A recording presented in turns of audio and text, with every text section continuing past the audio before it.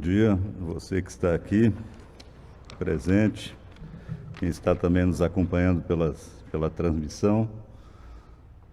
Convido você a abrir a Bíblia, ou acompanhar a leitura da Bíblia no livro de Hebreus, capítulo 9, dos versículos 11 a 28. Hoje é o dia da nossa classe da Escola Bíblica Dominical, que tem por nome Ética Cristã, e o tema que nós estamos estudando este ano é Hebreus, já estamos no capítulo 9, então faremos essa leitura dos versículos 11 a 28, para depois, então, aprendermos, pela graça de Deus, alguns ensinamentos deste texto. Façamos, então, a leitura. Quando, porém, veio Cristo como sumo sacerdote dos bens já realizados, mediante o maior e mais perfeito tabernáculo, não feito por mãos, quer dizer, não desta criação, não por meio de sangue de bodes e de bezerros, mas pelo seu próprio sangue entrou no Santo dos Santos, uma vez por todas, tendo obtido eterna redenção. Portanto, se o sangue de bodes e de touros e a cinza de uma novilha, aspergidos sobre os contaminados, os santificam, quanto à purificação da carne, muito mais o sangue de Cristo, que pelo Espírito eterno a si mesmo se ofereceu sem mácula a Deus, purificará a nossa consciência de obras mortas, para servirmos ao Deus vivo. Por isso mesmo, ele é o mediador da nova aliança, a fim de que, intervindo a morte para a remissão das transgressões que havia sobre a primeira aliança, recebam a promessa da eterna herança aqueles que têm sido chamados. Porque, onde há testamento, é necessário que intervenha a morte do testador, pois um testamento só é confirmado no caso de mortos, visto que de maneira nenhuma tem força de lei enquanto vive o testador, pelo que nem a primeira aliança foi sancionada sem sangue, porque, havendo Moisés proclamado todos os mandamentos segundo a lei a todo o povo, tomou o sangue dos bezerros e dos bodes com água e lã tinta de escarlate e hisopo, e aspergiu não só o próprio livro, como também sobre todo o povo, dizendo: este é o sangue da aliança, a qual Deus prescreveu para vós outros. Igualmente também aspergiu com sangue o tabernáculo e todos os utensílios do serviço sagrado. Com efeito, quase todas as coisas, segundo a lei, se purificam com sangue, e sem derramamento de sangue não há remissão. Era necessário, portanto, que as figuras das coisas que se acham nos céus se purificassem com tais sacrifícios, mas as próprias coisas celestiais com sacrifícios a eles superiores. Porque Cristo não entrou em santuário feito por mãos, figura do verdadeiro, porém no mesmo céu, já para comparecer agora por nós diante de Deus, nem ainda para se oferecer a si mesmo muitas vezes, como sumo sacerdote a cada ano entra no Santo dos Santos com o sangue alheio. Ora, neste caso, seria necessário que ele tivesse sofrido muitas vezes desde a fundação do mundo. Agora, porém, ao se cumprirem os tempos, se manifestou uma vez por todas para aniquilar, pelo sacrifício de si mesmo, o pecado. E assim, como aos homens está ordenado morrerem uma só vez, vindo depois disto o juízo, assim também Cristo, tendo se oferecido uma vez para sempre, para tirar os pecados de muitos, aparecerá segunda vez sem pecado aos que o aguardam para a salvação. Oremos. Deus Santo, Deus Eterno, a Tua palavra foi lida e a Tua palavra traz orientação, traz instrução para nós, ó Deus, de todos esses Teus propósitos, de todos esses planos da Tua obra, ó Deus, que foi realizada em favor de nós. Ó Deus, obra santa, obra poderosa, obra que nos liberta do pecado, obra que tem o sangue precioso de Jesus Cristo como a garantia da salvação. Sangue este precioso derramado em meu lugar, em nosso lugar. Por isso, ó Deus, nós pedimos, ó Deus, que este maravilhoso texto, que a Tua palavra que foi lida, ó Deus, seja de inspiração para a nossa vida, seja de olharmos para Ti, ó Deus, para o sacrifício de Jesus Cristo perfeito, ó Deus, com gratidão. Com gratidão, ó Deus, porque Ele foi feito por amor. E Ele tem poder, ó Deus, de resgatar a nossa alma da morte, resgatar a nossa alma da perdição. Ele tem poder, ó Deus, porque Ele vem de Ti, e é de Ti, é feito por Ti, para Ti, em favor nosso, para Ti, ó Deus. Em nome de Jesus é que oramos. Amém. Então, como eu disse, nós estamos estudando o livro de Hebreus. As aulas anteriores nós vimos que no capítulo 8, o autor vai mostrar a superioridade de Jesus Cristo, porque Ele é o sacerdote celestial, o sacerdote eterno, e Ele é sacerdote de uma nova aliança instituída com o povo de Deus. Não a aliança como mosaica, que era com base na lei escrita nas pedras, que era com base na obediência, mas essa aliança feita por intermédio de Jesus, esse sacerdote eterno, as leis são gravadas na mente e no coração das pessoas, no íntimo, no interior. Então, e no capítulo 9, no início do capítulo 9, versículos de 1 a 10, nós vemos que aqueles utensílios, aquele tabernáculo, todo aquele simbolismo que tinha no Antigo Testamento, prefiguravam, mostravam, eram tipos de Cristo, eram modelos do que iria acontecer realmente na história, na plenitude dos tempos com Jesus Cristo. Então, o sacrifício que era feito no Antigo Testamento, o cordeiro que era imolado, o sangue aspergido sobre as coisas sagradas, tudo mostravam a Jesus Cristo, apontavam para Jesus Cristo. Nesse texto que nós lemos, versículos de 11 a 28, nós vamos ver que Jesus Cristo é superior a toda aquela ordenanças do Antigo Testamento, todos aqueles ritos, porque o sangue de Jesus Cristo é superior ao sangue de bodes, de carneiros e de vítimas que eram sacrificadas. Esse sangue de Jesus Cristo, por ser superior, purifica até a consciência e também purifica o santuário. Um versículo que nos chama muita atenção de todos esses textos que nós lemos, pela sua importância, é o versículo número 14, que diz: muito mais o sangue de Cristo, que pelo Espírito eterno a si mesmo se ofereceu sem mácula a Deus, purificará a nossa consciência de obras mortas, para servirmos ao Deus vivo. Então veja que esse versículo faz referência ao sangue de Cristo, faz referência à obra do Espírito Santo que estava sempre presente no sacrifício de Jesus Cristo, na vida de Jesus Cristo, e isto, o sangue de Jesus Cristo, nos purificará de obras mortas, do pecado.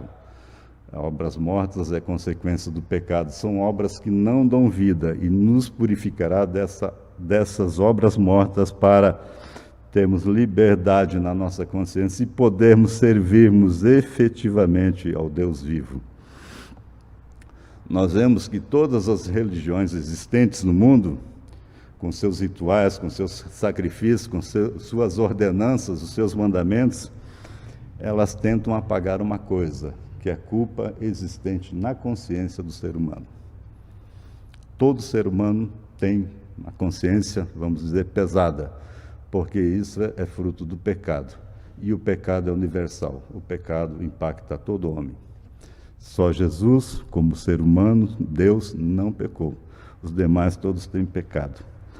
Então, todos nós somos afetados pelo pecado. E a consciência é um instrumento que Deus colocou no ser humano para balizar, para mostrar a dele a necessidade de algo fora dele que pudesse libertar dessa consciência, algo fora do homem, no caso Deus.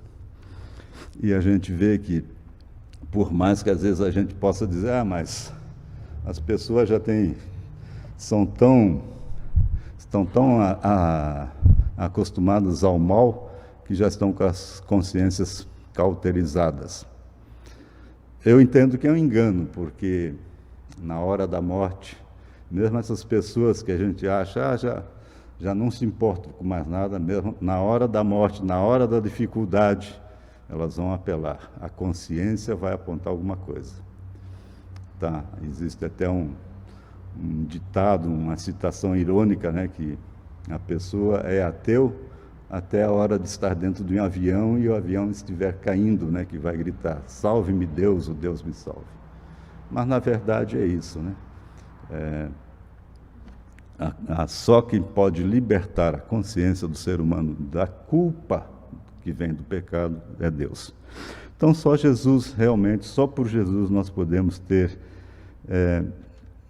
efetivamente essa libertação, essa liberdade, a libertação da consciência, da culpa colocada em nossa consciência.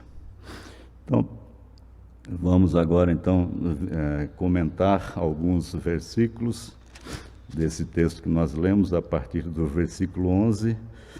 Nós vamos ver que o sangue de Jesus, dos versículos 11 até o versículo 22, nós vamos ver muito o autor tratando bastante, né, do sangue de Jesus, do sangue, da preciosidade, da superioridade do sangue de Jesus, evidentemente, sobre o sangue dos outros sacrifícios efetuados.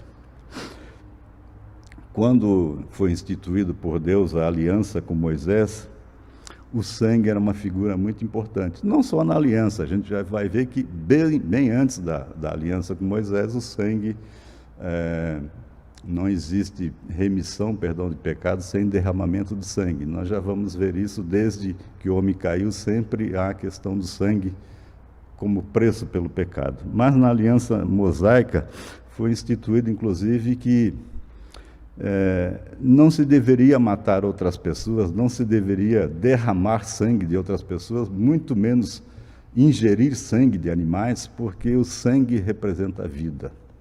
O sangue representava a vida de uma pessoa, a vida de um animal estava no sangue. Então, por isso, a lei já instituía que não deveria ser usado assim de maneira sem importância o sangue de uma pessoa ou de uma vida. E também na lei foi instituída, em todo o ordenamento divino, que o sangue purificava quase tudo. Então era usado sangue de animais para purificar o povo, purificar o tabernáculo, purificar os móveis, todos os utensílios. Então o sangue era necessário para a purificação e para o pagamento dos pecados. O sangue dos animais usado a partir da aliança de Deus com o homem era simbólico. Então, o derramamento de sangue de um cordeiro, de um bode, de um boi, de qualquer animal, era simbólico e prefigurava, ou apontava, ou mostrava no futuro que viria o derramamento do sangue de Jesus. Esse sim, o cordeiro perfeito, esse sangue sim, que pode purificar a consciência. Então, nos versículos 11 a 12, nós vamos ver uma das características do sangue de Jesus que foi derramado por nós, é que ele dá acesso à presença de Deus. No Antigo Testamento, na lei mosaica, né, foi instituída a figura do sacerdote, mas nós vimos que já existiam sacerdotes antes de Moisés, antes da lei mosaica, porque a Bíblia faz referência, inclusive, a Melquisedeque, que nós estudamos no livro de Hebreus. E o sacerdote foi criado por Deus para ser o intermediário, o intercessor pelo povo. Ninguém podia entrar na presença de Deus se não fosse através do sacerdote. Então, o sacerdote entrava anualmente, no caso da lei mosaica, entrava atualmente no Santo dos Santos, aquele recinto mais sagrado, e derramava ali o sangue do animal, do sacrifício, derramava ali em oferta pelos pecados dele, sacerdote, pelos pecados do povo. Então ele estava também representando o povo perante Deus. Este sacrifício era repetido anualmente. Era o dia da expiação, chamado hoje, que os judeus entendem, o denominam Yom Kippur, o dia da expiação, quando o sacerdote entrava no Santo dos Santos. Existiam outros sacrifícios feitos diariamente, mensalmente, semanalmente, nas festas, mas esse era muito importante. Existe até hoje, o judeu observa até hoje o dia da expiação. Jesus entra no santuário, mas não no santuário celestial, não feito por homens. Jesus nunca entrou na sua vida no santuário de Jerusalém, o do templo. Ele não podia entrar, nem deveria entrar, e não entrou, porque era da tribo de Judá. Só quem entrava nesse Santo dos Santos tinha que ser da tribo de Levi, o sacerdote instituído pela lei mosaica. Jesus, então, como sacerdote eterno, celestial, entrou naquele santuário celestial em nosso lugar, para nos representar e interceder por nós. Vejamos quão importante é a figura de Jesus como sacerdote que entrou no santuário celestial. Santuário celestial, santuário eterno, não feito por mãos humanas, não feito por Moisés e seus contemporâneos, mas feito por Deus e é eterno. Aquele santuário feito por Moisés e o seu povo, na época, era um modelo, foi modelo desse eterno, porque Deus mostrou a Moisés, olha, veja esse santuário e faça um semelhante. Tá? Então existe esse santuário eterno, que é onde Jesus entrou com o seu sangue, entrou nesse santuário para oferecer o seu sangue. Por ele, não, porque ele não tinha pecado, exclusivamente por nós. Então ele é intercessor celestial, e tem coisas interessantes nesse sacrifício de Jesus. Primeiro, ele é sacerdote de sacrifício. O sacerdote da lei mosaica entrava e levava o sangue de um outro ser vivo, ser morto, né? Já estava com o sangue derramado, de um outro ser, de um animal. Jesus entra nesse santuário, ele é o sacerdote e o sacrifício. Uma outra coisa diferente, por isso que o sangue de Jesus é diferente, é superior, uma outra coisa é que aquela vítima, aquele animal sacrificado no Antigo Testamento, ele não ia voluntariamente. Provavelmente ia ser até arrastado por corda, manietado, amarrado. Jesus vai para esse sacrifício voluntariamente. Então, veja, por isso que a Bíblia ensina, por isso que Deus está nos ensinando que o sangue de Jesus Cristo, esse sacerdócio de Jesus Cristo, é pleno, eficaz, cabal. E ele faz diferente do sacerdócio levítico, que tinha que repetir anualmente esse sacrifício. Jesus faz uma vez só, uma única vez com a sua morte. Jesus não morre todo ano, ou toda época, ou todo século. Jesus morreu uma vez só. Por isso, é errado alguns ofícios religiosos, até no âmbito cristão mesmo, que ainda comemoram, fazem sacrifícios, simbolicamente, né? O sacrifício à morte de Cristo. Oferece o corpo de Cristo, às vezes em cerimônias religiosas. Nós vemos isso, é frequente, porque Jesus Cristo já morreu uma vez, mesmo que simbolicamente não se pode oferecer o corpo de Cristo de novo como sacrifício, porque ele já morreu. E essa morte dele foi uma única vez. Então, Jesus, ao entrar como sacerdote, como sacrifício, ele entrou no Santo dos Santos celestial e nos dá acesso a entrarmos no santuário de Deus, a entrarmos no tabernáculo de Deus, no reino de Deus. Uma outra coisa que nós vemos, então, importante, que o sangue de Jesus Cristo, que é poderoso, nos concede, é que o sangue de Cristo purifica a consciência. Nós vamos ver nos versículos 13 e 14. Muito mais o sangue de Cristo, no início do versículo 14, depois no final vai dizer, purificará a nossa consciência de obras mortas. Como eu falei, como nós falamos na introdução, somente o sangue de Jesus Cristo pode trazer libertação da culpa instalada na consciência do homem. E então Cristo, pela ação do Espírito Santo, se ofereceu voluntariamente com seu sangue, sem mácula, sem pecado, sem mancha, para que purificasse a nossa consciência. Aqueles sacrifícios do Velho Testamento, do Antigo Testamento, que era um símbolo, eles não tinham o poder de purificar ele em si, aquele sacrifício em si não tinha o poder de purificar a consciência. Estava implícito ali, por isso que apontava, a gente diz que apontava para Jesus, porque mesmo no Antigo Testamento, quem purificava lá os pecadores daquela dispensação era Jesus Cristo. Então, aquele sacrifício, ele em si não tinha poder de purificar, mas representava, mostrava quem tem poder de purificar. E só Jesus pode purificar a consciência. Só Deus pode purificar a nossa consciência. Nada além de Jesus pode purificar a nossa consciência dos pecados, das obras mortas, da morte que é instalada em nosso corpo, que é instalada em nossa vida pelo pecado que nós herdamos. Purificar a consciência, então, é nos livrar dessas obras mortas, nos livrar do pecado, é nos trazer vida, nos trazer obras que trazem vida.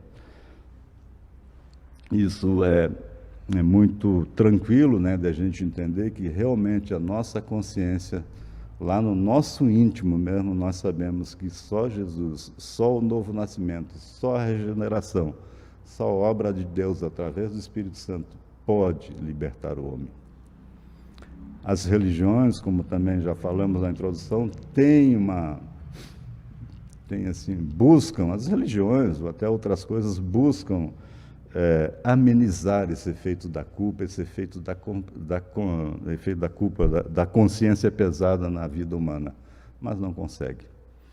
Pode tentarem apagar, e os próprios homens mesmo, nós, os homens mesmo, nós tentamos muitas vezes eliminar essa culpa através de cultivar as virtudes do Espírito, buscar acreditar em reencarnações, em outras coisas, praticar boas obras, para que essa culpa em nós instalada seja aliviada. Mas, efetivamente, só quem alivia a culpa da consciência instalada na consciência pelo pecado é Jesus, quando nos liberta do jugo do pecado, quando nos liberta do pecado.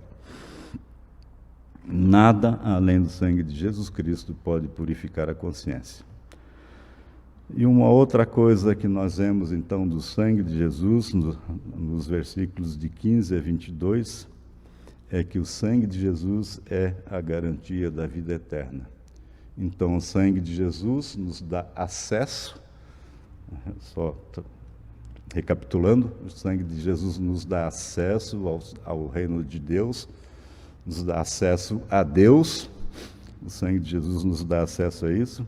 O sangue de Jesus purifica, limpa a nossa consciência, e agora o sangue de Jesus é a garantia da vida eterna. Nós vamos ver no versículo 15, que começa dizendo: por isso mesmo ele, Jesus, é mediador da nova aliança, a fim de que, intervindo a morte para a remissão das transgressões, essa expressão, intervindo a morte para a remissão, quer dizer o seguinte: a morte aqui, que ele está dizendo que é a morte que intervém, na verdade, o inimigo de Deus, o nosso inimigo, Satanás, intervém para o quê? Para cobrar a nossa vida.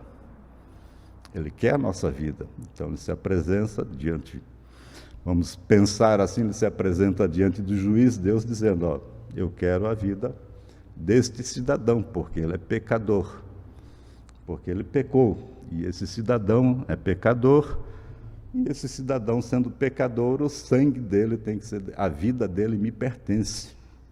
O sangue dele tem que ser derramado, ele está morto, e sendo morto ele me pertence. E por isso então que precisa ter, aí vai o texto dizer que precisa ter a figura de um testador. Então a morte quer a remissão, quer o pagamento da dívida. Pecou, o homem pecou, tem que pagar a dívida. E paga com o quê? Com sangue. Nós vimos que sangue é a vida, paga com o quê? Com a sua vida. Então, o inimigo quer a nossa vida. Aí aparece a figura, nós vamos dizer, do testador, que é alguém que faz um testamento. Ou aparece a figura de Jesus Cristo, que resgata, que compra a nossa dívida, que assume a nossa dívida. Então, vai aqui no texto, nós vamos ver que é a figura do testador. Então, Jesus assume, garante a nossa vida, a nossa dívida. Jesus garante, Deus garante a nossa dívida. Essa dívida é paga, foi paga com o sangue de Jesus Cristo. E vai usar essa figura do testador, porque, inclusive, dizendo que o testamento, para ser válido, ser eficaz, ou produzir os efeitos, tem que haver a morte do testador. Então, a morte do testador, quem é o testador aqui falado? Jesus Cristo. Com a morte dele, a minha dívida, a sua dívida, a nossa dívida foi paga. E isso foi feito de uma vez por todas. Quando Jesus Cristo morreu, a nossa dívida morreu em nosso lugar, a nossa dívida foi paga. A morte, que aqui foi falado, ou o inimigo, não pode mais cobrar de ninguém a nossa vida. Porque alguém morreu no meu lugar. Alguém pagou a minha dívida. Esse alguém, evidentemente, Jesus Cristo. Então, isso ele fez, nós já vimos, uma vez só. Uma vez só ele fez esse sacrifício. Então, a vida eterna já é uma realidade presente, agora. Já foi para os que morreram, para nós é agora. Por quê? Porque Jesus já fez isso. Não precisa Jesus ser sacrificado de novo o ano que vem, o século que vem, a década seguinte. Não. Por quê? Porque ele já fez esse sacrifício, já pagou a dívida, e isto é a garantia que nós temos a vida eterna. Nós saímos da morte. Não é porque nós somos bonzinhos, porque nós vamos fazer alguma coisa. Nós temos a vida eterna porque Jesus já pagou a dívida. Então, desses versículos de 11 a 22, nós, resumindo, nós aprendemos que, uma vez que pecamos e que o pagamento do pecado é a morte, porque vai dizer no versículo 22, inclusive no final, sem derramamento de sangue não há remissão, quer dizer, não há pagamento da dívida. Então, Deus, então, por amor, Deus, então, pelo seu plano, por misericórdia de nós, nos substitui nesse pagamento pelo seu Filho. E se ainda, de vez em quando, a consciência nos acusar de que nós somos pecadores, devedores, que nós somos devedores e que não temos... Nós devemos lembrar disso, que o sangue de Jesus Cristo é diferente do sangue de animais, do sangue de outros sacrifícios, é diferente de outras coisas e nos traz libertação da nossa consciência. Então, lembrando, nesse texto nós aprendemos, quer nos dizer e nos ensina que o sangue poderoso de Jesus nos dá acesso ao Pai, nos traz libertação para a nossa consciência e também nos é garantia de vida eterna. Queria lembrar ainda que essa libertação da consciência não quer dizer liberdade das consequências do pecado. Tá? Se uma pessoa dirige embriagado e bate em outro carro, atropela alguém, pode até ser perdoado do seu pecado. Deus perdoa, né? Mas as consequências do pecado vai assumir.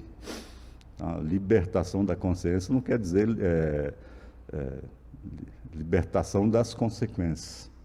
Não quer dizer alforria das consequências. Das consequências nós cumprimos. Se nós agredimos o nosso corpo com várias coisas, nós vamos sofrer essas consequências. E também eu queria lembrar, ainda dá tempo, lembrar que quando diz que Jesus Cristo com a sua morte trouxe o acesso ao reino de Deus, lembrar de Lucas, Evangelho de Lucas 23, capítulo 23, versículos 44 a 46, quando fala da morte de Jesus, dizendo: já era quase a hora sexta, e escurecendo-se o sol, houve trevas sobre toda a terra até a hora nona, e rasgou-se pelo meio o véu do santuário. Então Jesus clamou em alta voz: Pai, nas tuas mãos entrego o meu espírito. E dito isso, expirou. Rasgou-se o véu. Esse é o simbolismo de que Jesus entrou no Santo dos Santos, nos representando em nosso lugar, e esse véu rasgado nos dá, aberto, eliminado, nos dá acesso ao trono, nos dá acesso ao reino de Deus. Então, em todas as narrativas da morte de Jesus no Novo Testamento tem essa figura de que o véu foi rasgado. E o véu é um utensílio que se usa para separar, para proteção e para separar. No caso do tabernáculo, no Antigo Testamento, existia o véu que separava o santo lugar, que era um lugar que o sacerdote, qualquer sacerdote podia entrar, do Santo dos Santos. Havia separação, era o véu. No Santo dos Santos, que era um lugar da presença efetiva de Deus, simbolizava a presença efetiva de Deus, só entrava o sumo sacerdote, não qualquer sacerdote, só o sumo sacerdote, e uma vez por ano, que foi o dia da expiação que nós falamos. Então, este véu foi rasgado com a entrada de Jesus, então mostrando que nós temos acesso ao Pai. Muito bem. Vamos então para os versículos 23 a 28 desse mesmo capítulo, capítulo 9, que nós vamos ver agora que Jesus é o nosso sumo sacerdote. Jesus, como nosso sumo sacerdote, é aquele que entrou no tabernáculo celestial. Deus criou esse sistema sacerdotal, só recapitulando aqui, que já falamos, Deus criou o sistema sacerdotal para que houvesse um intercessor, um intermediário, alguém que fizesse essa mediação entre o homem pecador e impuro e o Deus Santo. E Deus criou, então, por isso, na lei lá de Moisés, está essa figura, foi instituída uma família dos levitas dentre a família dos levitas, dentro da tribo dos levitas, a família de Arão, que saiu os sacerdotes, e dentro desses sacerdotes, o sumo sacerdote. Então, isso foi a lei de Deus. E esse sumo sacerdote, que foi instituído pela lei, que era da família de Arão, ministrava neste santuário feito por mãos humanas. Então, tudo isso mostrava que Jesus é apresentado, Jesus é o efetivo sumo sacerdote, superior em todos aqueles sacerdotes arônicos. Então, isso, inclusive, nos dá outro ensino, a gente aprende outra coisa daqui. Deus instituiu o sacerdócio levítico para mostrar a necessidade de um sacerdote, o sacerdote Jesus Cristo, sumo sacerdote e eterno, está em nosso lugar e nos mostra que o único acesso a Deus é através desse sacerdócio. A Bíblia vai dizer várias vezes: eu sou o caminho, a verdade e a vida. O caminho, não é um caminho, eu sou o caminho. Jesus é o único caminho. Não existe outro intermediário. Não existe autoridade religiosa, não existe autoridade espiritual, não existe outro intermediário. Jesus é o acesso. Tá? Então, mesmo no sistema sacerdotal, vamos lembrar, era tipo, modelo, porque já era para o povo entender e aprender naquela época de que Jesus é o nosso sacerdote eterno e celestial. E por que que ele, então ele é superior àquele sacerdócio levítico em alguns aspectos. Primeiro, porque ele ministra as coisas celestiais. Em Isaías, veja, a figura do santuário, desse tabernáculo que existente, né, do qual aquele de Moisés era a figura. Isaías, naquele capítulo bem conhecido de toda a cristandade, que é o capítulo 6, vai falar lá que Isaías viu esse santuário, teve a visão do santuário. E diz, resumindo lá no capítulo 6 de Isaías, dizendo que Isaías, falando da visão dele, disse: eu vi o Senhor assentado sobre um alto e sublime trono.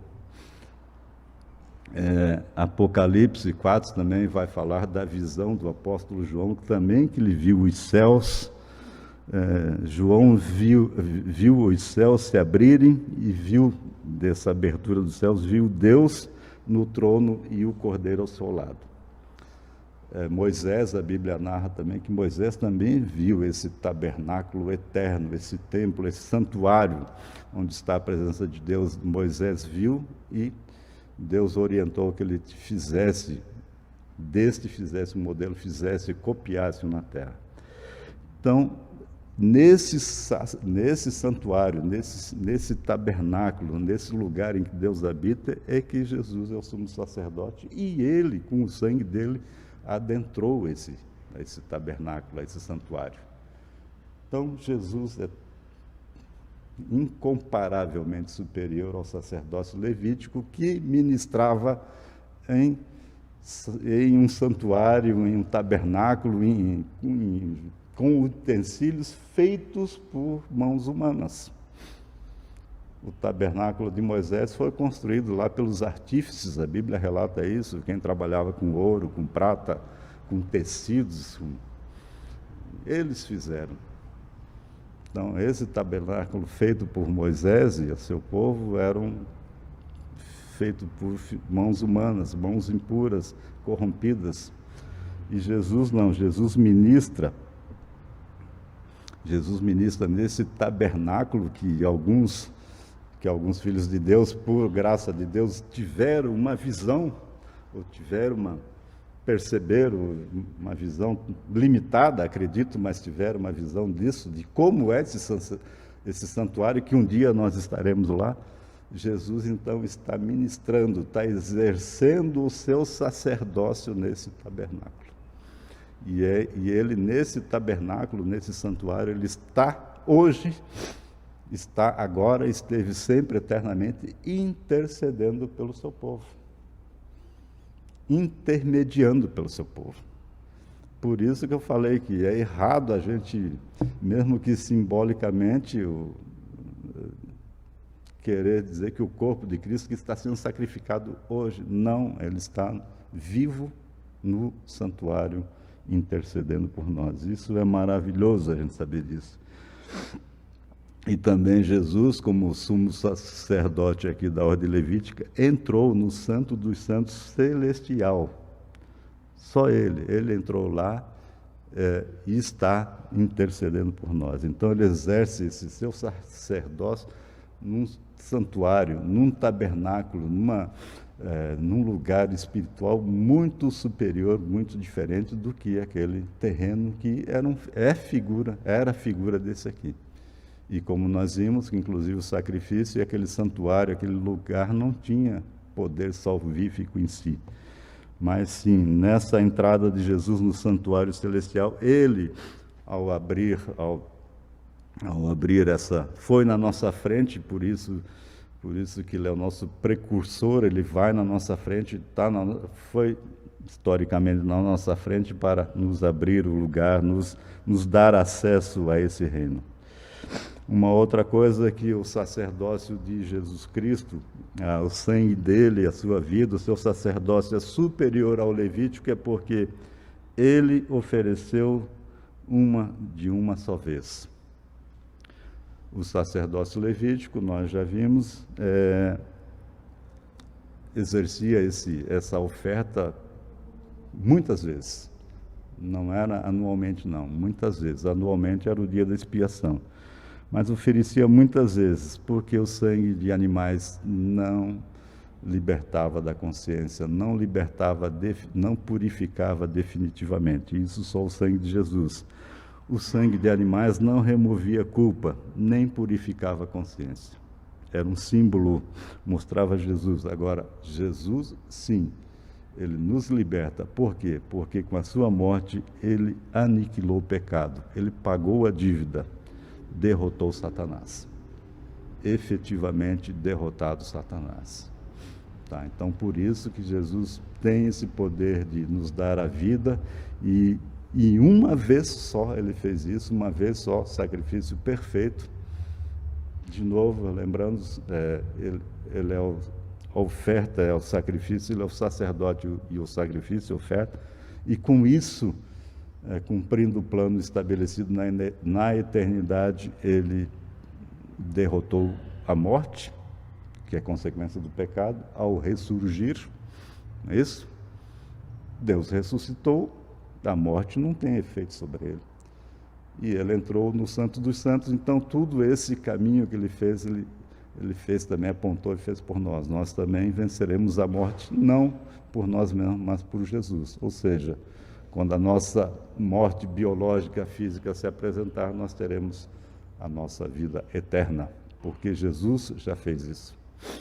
Já fez isso por nós, em nosso lugar, e abriu esse caminho para que isso aconteça conosco.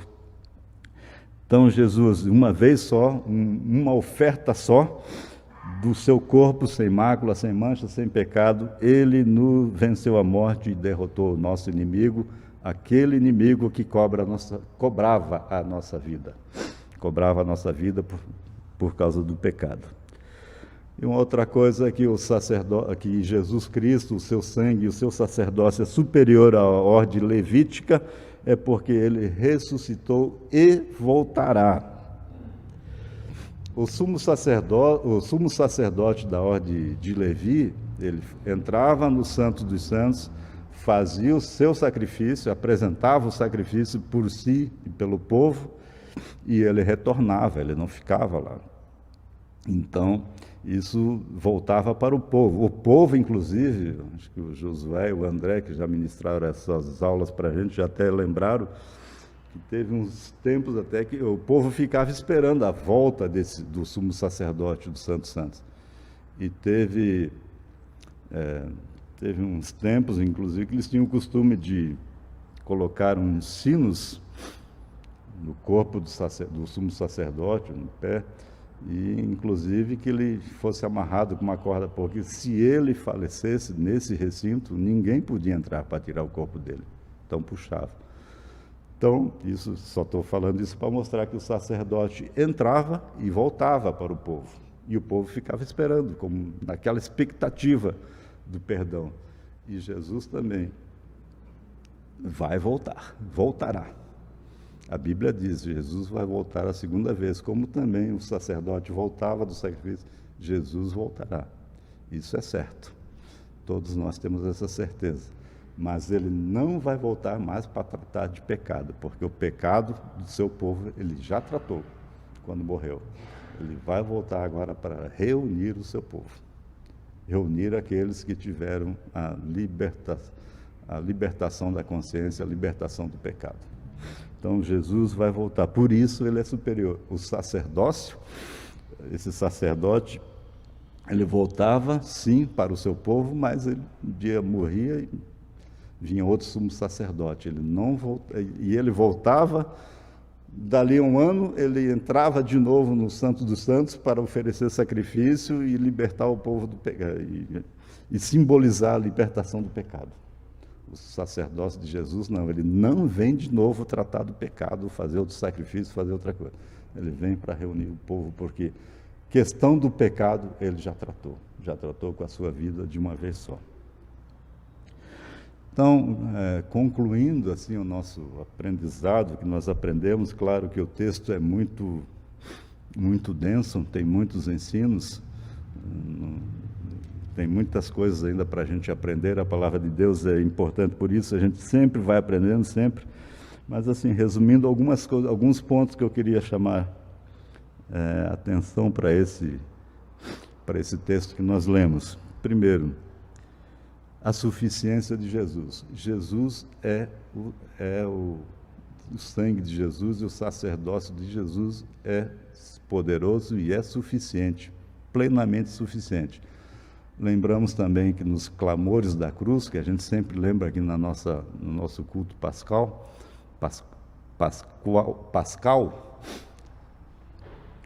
tem uma expressão dele que é está consumado.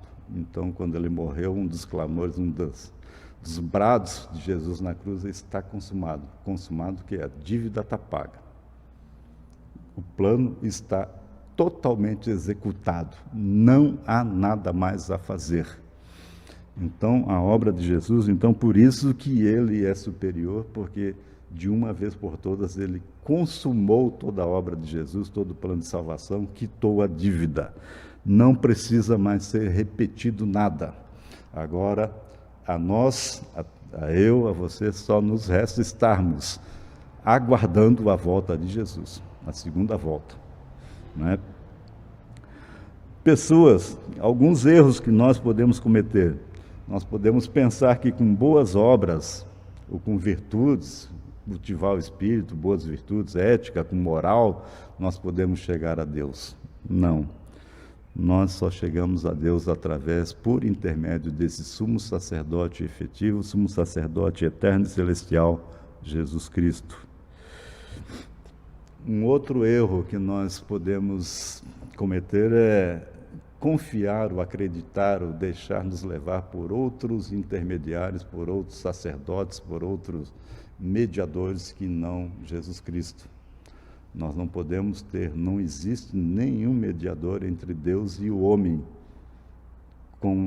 nenhum a não ser Jesus Cristo, nenhum outro.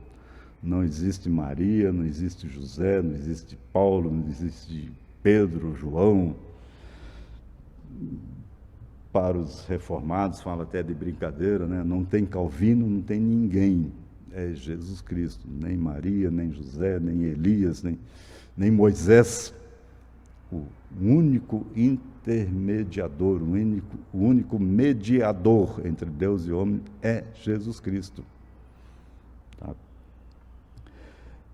E também hoje, modernamente, algumas pessoas até pensam, a gente vê até crescer aí, modicamente, mas tem crescido assim, um movimento de pensar que aqueles rituais judaicos lá do Antigo Testamento têm valor hoje, tem valor. Então, está adentrando até o culto de muitas igrejas cristãs alguns símbolos e valores, alguns ritos judaicos. Novamente, nós temos que lembrar que só Jesus Cristo, só o sangue dele, nos libertou de tudo isso. Tudo aquilo que existia no passado apontava para Jesus Cristo. E hoje nós temos que nos apegar, nós somos salvos, nós estamos nesse santuário por obra exclusiva de Jesus Cristo. Nada mais, não precisamos ter todos aqueles rituais, não precisamos nada disso. O que nós precisamos e já foi feito em nosso lugar é do sangue de Jesus Cristo. Só Ele. Todo homem, todo pecador só precisa disso, do sangue de Jesus Cristo e do sacerdócio de Jesus Cristo. Então, confiando nisso, é que nós prosseguimos, até a volta de Jesus Cristo, quando se concretizar. Todos um bom domingo, amém, que Deus nos acompanhe, que o sangue de Jesus Cristo esteja atuando sempre na nossa vida, amém?